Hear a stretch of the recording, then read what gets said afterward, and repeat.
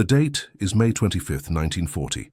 The location, the winding country lanes surrounding Saint-Rémy-en-Sarthe, a sleepy corner of the French countryside, miles from the relentless, grinding advance of the Wehrmacht's armored spearheads. The air is still, the only sound the distant, rhythmic thunder of artillery, a sound that has become the grim heartbeat of a nation. This tranquility is not peace. It is the agonizing silence before the storm. The long, devastating retreat of the Allied forces, the Blitzkrieg having shattered the carefully laid plans of years, has pushed the war deep into the heart of France. For the soldiers of the German army, specifically the reconnaissance detachment of Kampfgruppe Nord, the occupation of Saint-Rémy is a mere administrative formality. They are an unstoppable historical force, their precision-engineered tanks and synchronized logistics a testament to a new, terrifying form of warfare. They expect compliance, a few sullen glances, perhaps a scattered resistance that will be swiftly and brutally crushed. What they are about to encounter, however, is something far more unnerving than gunfire. They are about to face an absence, a historical vanishing act that defies both military logic and human instinct. The lead vehicle, an open-topped Kübelwagen, crests the final hill. Below them, nestled in the valley, is Saint-Rémy. But something is profoundly, subtly wrong. The German occupation doctrine, perfected across Poland and the Low Countries, dictated an immediate, visible establishment of control, flags, checkpoints, requisitions, and the mobilization of labor. The process depended entirely on the existence of a subjugated civilian population, a populace to control, to feed from, to fear the consequences of defiance. But in Saint-Rémy, there is no one. The streets are pristine, devoid of rubble, yet utterly empty. Smoke curls peacefully from two chimneys, a grotesque, confusing sign of recent life. This is the central irony we will explore.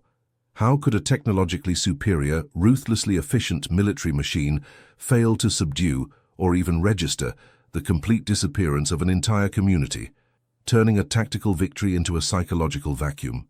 The village, a mere dot on the map, was about to expose a fundamental flaw in the German war machine, its dependence on the visible, the measurable, and the expected. The detachment commander, Oberleutnant Klaus Richter, a man whose young face already carried the permanent weariness of victory, halts his column. He is unnerved. "They should be here," he notes in his personal log, his handwriting surprisingly steady. Old women watching from windows, children running. The mayor, undoubtedly, waiting with his keys and a plea for clemency. The expectations of a textbook occupation are immediately subverted. The only movement is a lazy, stray dog sniffing the cobblestones. The atmosphere is not one of flight, but of stasis, as if the village had been paused mid-breath. The men dismount, their Mauser Karabiner 98K rifles held at the ready. The sound of their heavy boots echoes uncannily in the absolute quiet. Richter, a veteran of the fighting around Sedan, had seen death and panic on an unimaginable scale. But this silent, impeccable order strikes a deep, cold chord of fear. "It's a trap," whispers one of his sergeants, scanning the unmoving lace curtains in the first-floor windows. But a trap is usually loud, violent, and messy. This is clean. The first sign of the impossible, they approach a small bakery. The door is unlocked. Inside, the ovens are still warm. A row of perfectly baked baguettes sits cooling on a rack, the aroma of fresh bread thick in the air. A tray of unkneaded dough is covered with a damp cloth, ready for the morning. It is a snapshot of life, interrupted not by panic, but by a sudden, decisive halt. This is the genesis of the mystery that will define Saint-Rémy's place in the war. The villagers did not flee.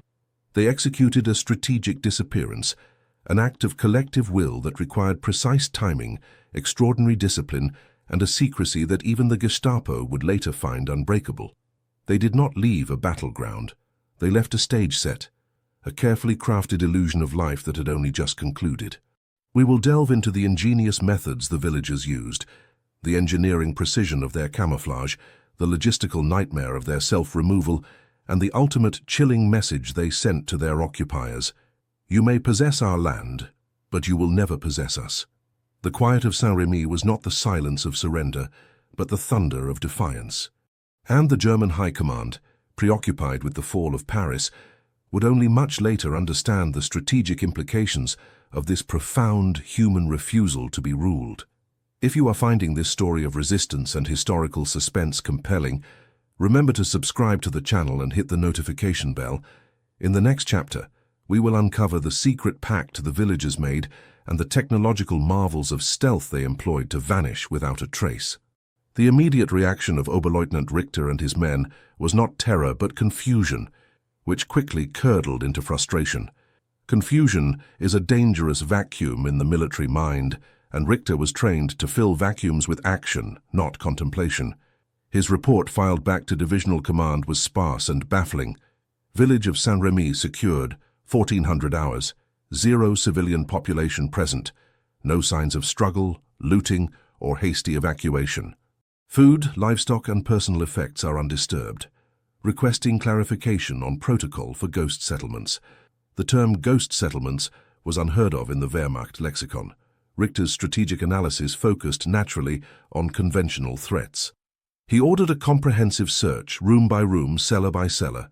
What his men found was an exercise in deliberate banality: clothes folded neatly in drawers, beds perfectly made, a woman's unfinished knitting on an armchair, a half-eaten lunch on a table, the bread already stale.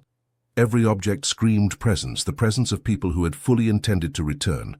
The village was a meticulous, gigantic piece of historical irony, presenting the visual evidence of life while containing none of its substance. To understand this act of communal defiance, we must rewind 3 weeks, to the moment the villagers of Saint-Rémy understood the map's implications. Their architect of absence was not a soldier, but a former civil engineer, a man named Antoine Dubois. Dubois, a quiet man who had worked on the extensive Parisian metro network before the war, understood the power of logistics, timing, and subsurface space. He possessed an intimate knowledge of the region's ancient, often forgotten network of limestone quarries and Roman-era drainage tunnels, a subterranean geography unknown to German cartographers, who relied on up-to-date but incomplete civilian surveys. Dubois presented his plan not as an act of resistance, which implied fighting and death, but as an act of preservation. The thesis was simple: the greatest victory against an occupying force is to deny them any resource, human or material, without engaging in costly, retaliatory violence. The Wehrmacht needed bodies to work, supplies to consume, and a semblance of order to maintain. By simply leaving, they would deny all three. The plan was a marvel of community engineering. It required 3 elements: silencing, subterranean logistics, and secrecy. The silencing phase was the most challenging technologically. How do you move 187 people, plus livestock and vital supplies, without an observer noticing? Dubois leveraged the French farmer's traditional relationship with the land. He utilized the extensive system of underground cisterns and natural caves, many only accessible through concealed trapdoors, hidden beneath hay bales in barns or disguised cellar floors. Using a system of weighted pulleys and ropes, developed originally for moving heavy stones in the quarries, they practiced the silent descent of people and supplies for weeks under the cover of night and the loud rhythmic grinding of the local flour mill, a perfect acoustic camouflage. The second phase, subterranean logistics, involved the creation of a temporary, self-sustaining micro-society beneath the surface. Using the existing network of Roman tunnels, some barely wide enough for a man to crawl, Dubois' team reinforced and ventilated a large central cave system located nearly 2 miles outside the village limits. The air circulation was critical, and here Dubois applied his metropolitan engineering skills. He used the principle of thermal convection, constructing 2 thin, nearly invisible periscope vents, narrow metal pipes disguised as drain stacks in the fields, one lower than the other, to naturally draw air through the subterranean space, providing a sustainable, quiet atmosphere. This system was technologically advanced for a rural setting, a quiet piece of brilliance that allowed them to stay underground for weeks. Finally, secrecy. The village was bound by an oath that went beyond patriotism. It was an oath of survival. Any single act of communication, a misplaced item, or a moment of panic would doom them all. To deceive the Germans, they left behind the illusion of immediacy, the cooling bread, the unfinished meal, the smoldering pipes. all designed to convey that the owners had stepped away for mere moments. The true technological brilliance was in the timing. They were gone barely an hour before Richter's advanced detachment arrived. As Richter's men continue their search, oblivious to the fact they are standing directly above ventilation shafts leading to the unseen community, they find a single, cryptic note left on the mayor's desk, weighed down by a small stone. It is in French. Nous sommes partis chercher le soleil. La maison est ouverte. Servez-vous. We have gone to find the sun. The house is open. Help yourselves. For Richter, it is either an act of insane arrogance or the message of a desperate, defeated people. The truth, however, is that it is a strategic declaration. You have captured nothing but walls and air. The irony is acute. The Wehrmacht, with its sophisticated radio intercepts, its air reconnaissance and its massive intelligence apparatus, has been completely defeated by a system of medieval tunnels and the collective discipline of French farmers. The occupation of Saint-Rémy has begun, but the occupier is now trapped in an empty stage, forced to guard a silence that is more threatening than any resistance. Days bled into weeks. The Wehrmacht detachment in Saint-Rémy transitioned from an occupation force to a bizarre, self-sustaining garrison in a meticulously preserved ghost town. The silence began to erode the edges of the soldiers' sanity. Oberleutnant Richter, following procedure, established his headquarters in the empty town hall, a solid stone building that now felt more like a tomb.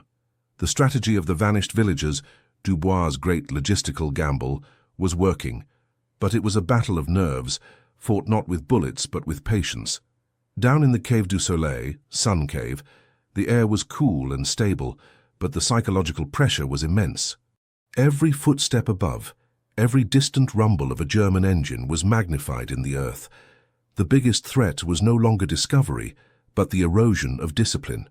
The German command chain, initially dismissive, began to find Saint-Rémy an irritating logistical anomaly. The village was supposed to be a transit hub, a point for requisitioning local produce, fodder and labor. Instead, it was a drain. Richter's men had to haul supplies into a fertile agricultural area. The empty houses necessitated a full guard duty. The military mind could not accept a vacuum. The sheer fact that everything was untouched suggested an organized, coordinated event, and the German intelligence apparatus was far more concerned with organized activity than with random flight. Richter, a man of rigid military training, started to look for the invisible enemy. He focused his men on the two most critical areas, the fuel and the food. The village's underground fuel tanks, a small but vital cache for the farmers' equipment, were sealed. Richter's engineers, relying on standard military specifications, assumed a hidden vault could only be located beneath a solid floor. They tore up the floor of the central mechanics garage, nothing. They missed the subtle discoloration in the mud floor of an old unused cider shed, where Dubois had rerouted the fuel via a flexible pipeline, connecting it to a forgotten quarry vent 2 kilometers away. The food situation was equally frustrating. The livestock, cows, pigs, chickens, were gone, moved into the subterranean complex. The gardens and fields remained planted, a verdant and tantalizing temptation. This was part of Dubois' genius. A garden is a long-term resource, not a short-term panic grab. Richter's men harvested some, but the lack of experienced farming hands meant they quickly spoiled or were inefficiently stored. The Germans were being defeated by their own military scale. They were too large and too specialized to live off the land efficiently, a profound vulnerability the villagers had exploited. The psychological toll on the German soldiers was severe. Private Helmut Keller, a 19-year-old sentry, wrote home, "The quiet here is heavier than the shelling in Poland. Every night I see shadows in the windows. There are clothes on the line that haven't moved for a week. We are occupying a place that does not want to be found, and this refusal to be seen is a constant, screaming insult." Richter, now desperate for a tangible enemy, decided on a high-tech solution to his low-tech problem. He requested a specialized geophone team from the Army's Signals Corps. The geophone, a sensitive acoustic device used to detect tunneling under fortifications, was brought to Saint-Rémy. It was designed to listen for shovels, picks, and human movement beneath the earth. This was the climax of the first phase of the conflict. The villagers, now living in total darkness, relied on meticulous historical knowledge. The geophone team spent 2 days systematically sweeping the village. They detected low-frequency vibrations, the natural settling of the earth, the rustle of rats and the distant sounds of German heavy machinery. But they missed the Cave du Soleil. Why? Antoine Dubois, the engineer, had built his living quarters inside an old abandoned gypsum mine. Gypsum, chemically known as Casso 4, $2Hi2, possesses a unique property. Its porous, crystalline structure is an excellent acoustic dampener. The villagers were literally shielded from the German technology by the ancient geology of the region. The Germans were looking for the sound of movement. The villagers were encased in silence, their footsteps muffled by centuries of soft mineral deposits. The geophone team filed a negative report. No subterranean activity detected. Area structurally sound. Likely geological interference causing excessive background noise. Richter was forced to accept the official diagnosis. The German technology, calibrated for the great noisy battles of the front, was deafened by the quiet sophistication of the French earth. The enemy had used geology as their technology of camouflage, and the ghost village remained impenetrable. The failure of the geophone team cemented the official Wehrmacht position. The villagers had simply fled, and the town was merely an empty asset. But Richter remained suspicious. The unharvested grapes, the stillness, the almost theatrical perfection of the abandonment, it felt like a deliberate strategy, not a panic. He decided to employ a tactic rarely used in occupied territories, the bait and wait. Richter ordered his men to stage a faux retreat. Under the cover of heavy rain and engine noise, 3 trucks and a contingent of infantry drove conspicuously out of the village, heading east, simulating a transfer to the next front line. They left behind only a skeleton crew of 4 men, disguised in civilian clothes and armed with concealed weapons, who were ordered to maintain total radio silence and watch for any sign of life. The 4 spies, led by the astute Sergeant Major Wilhelm Voss, settled into a secluded high-perched apartment overlooking the town square. Their mission? To endure the silence, to wait for the discipline of the absent French to finally break. This was a purely psychological contest. Voss bet on the 2 inescapable needs of human nature, social connection and clean water. In the Cave du Soleil, the 3 weeks of silence were beginning to fray nerves. The technical solution, the quiet, ventilated air, the stored food, had resolved the physical challenges, but the emotional cost was mounting. There was one vital resource that could not be stored indefinitely: information. The villagers, cut off from the world, began to struggle with the ambiguity of their situation. Had the Germans gone? Were the Allies landing? The unknown was a creeping poison. Antoine Dubois, the architect, understood this need for intelligence. He knew a total news blackout would lead to a mental breakdown, and that would lead to a breach of security. He organized a series of controlled reconnaissance missions. These were not military patrols. They were acts of careful, meticulous observation. The agents were young, nimble teenagers who knew every shadow, every roofline, and every drainpipe of Saint-Rémy. The key technological element of these missions was not the gear they carried, but the communication system Dubois had engineered. They could not use radios, too detectable.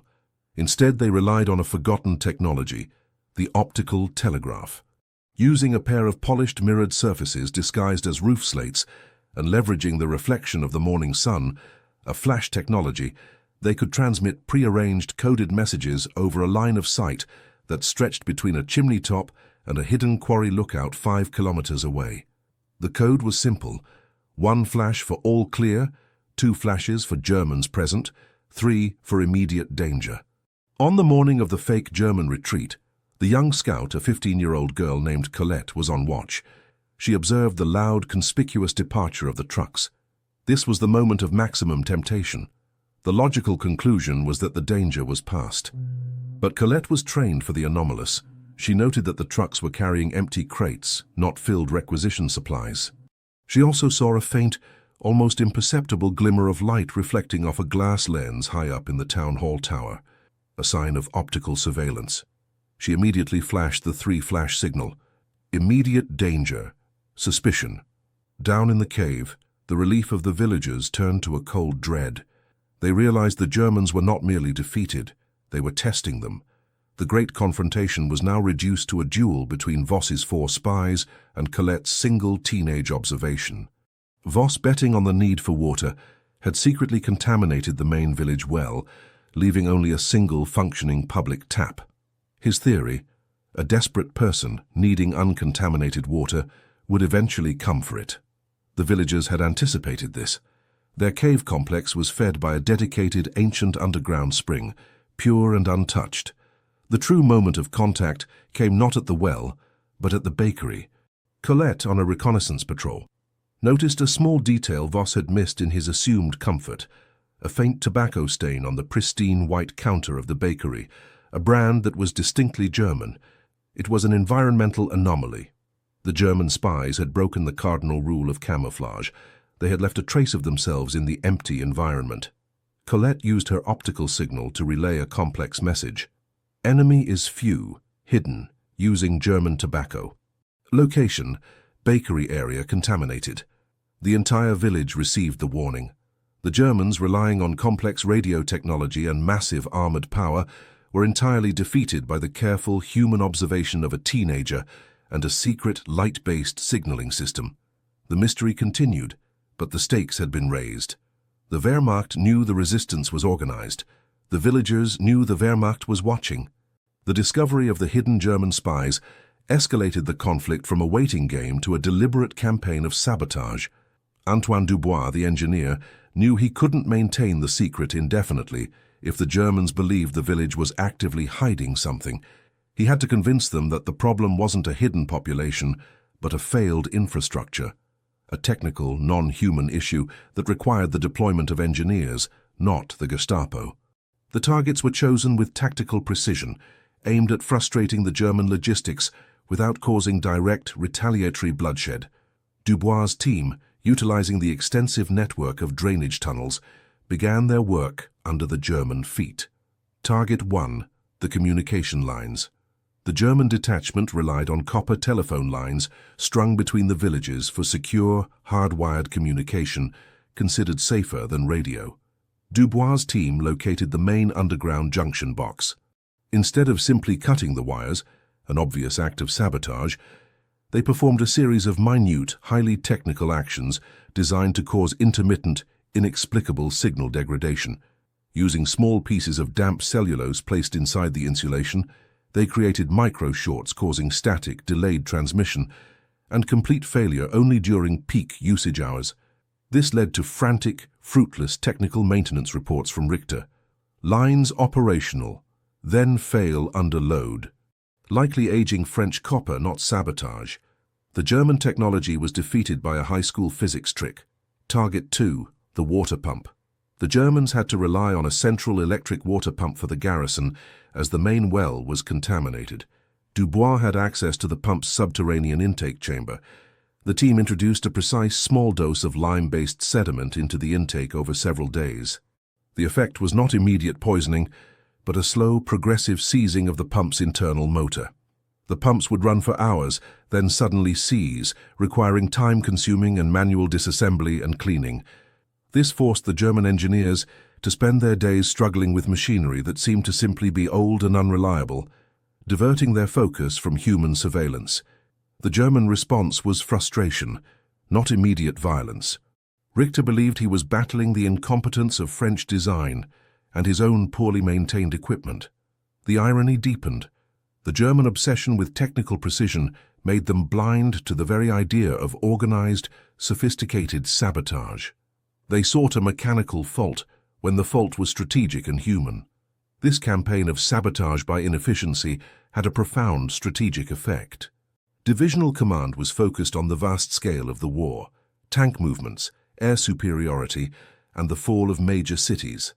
Saint-Rémy, with its persistent low-level reports of communication failure and mechanical breakdown, was categorized as a logistical sinkhole, an area to be avoided and minimized.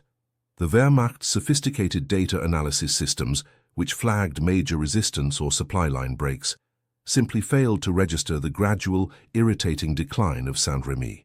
The psychological warfare was the most effective part. Sergeant Major Voss's spy team, still hidden, were the first to experience the creeping anxiety.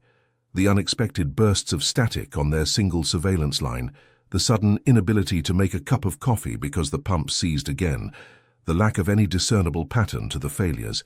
It created an atmosphere of pervasive, low-grade chaos. Voss's final report before the garrison was officially downsized was telling, "The village is structurally sound, yet it rejects order. Equipment fails inexplicably. It is less a physical place than a site of constant unseen friction. The locals may be gone, but the place itself is hostile." The villagers, listening through their acoustic dampening system, interpreted the sporadic German shouting and vehicle movements. They understood that their enemy was not fighting a tangible foe, but battling its own technology, which was slowly, silently being turned against it. The collective, unseen labor of the underground community had effectively achieved what an open battle could not. They had neutralized the occupation force without firing a shot, proving that resistance is not about firepower, but about controlling the infrastructure of information and comfort. As summer approached, the situation reached a critical turning point dictated by the agricultural clock: the Great Harvest. The vast fields around Saint-Rémy were planted with wheat and barley. For the villagers underground, this was their lifeline. For the Germans, it represented a massive necessary requisition. The timing of the harvest was inflexible. Miss the window, and the entire crop is lost, risking starvation for both the Wehrmacht and, ultimately, the villagers. Antoine Dubois, recognizing this strategic intersection of agriculture and military necessity, formulated his most audacious plan: the temporal occupation. He planned to emerge, harvest the entire crop in a single, hyper-efficient operation, and vanish again, all before the Germans could effectively mobilize to stop them. The Wehrmacht, led by a newly assigned, less patient captain named Ernst Kessel, was aware of the harvest deadline. Kessel requested heavy mechanized equipment, tractors and combine harvesters, to process the fields. This was the opening Dubois had waited for. He knew that the sight of heavy, foreign machinery on their land would be the psychological trigger for his community to act with speed and purpose. The plan was a marvel of synchronized movement. It utilized the 3 days when the regional weather forecast, broadcast via a hidden low-frequency radio receiver in the cave, predicted consistent, heavy cloud cover, neutralizing the German air reconnaissance. On the appointed day, the community emerged from the ground not as a crowd, but as a perfectly coordinated team. They deployed over 36 sets of hidden traditional scythes, manually operated binders, and threshers that had been carefully maintained in the largest cavity of the gypsum mine.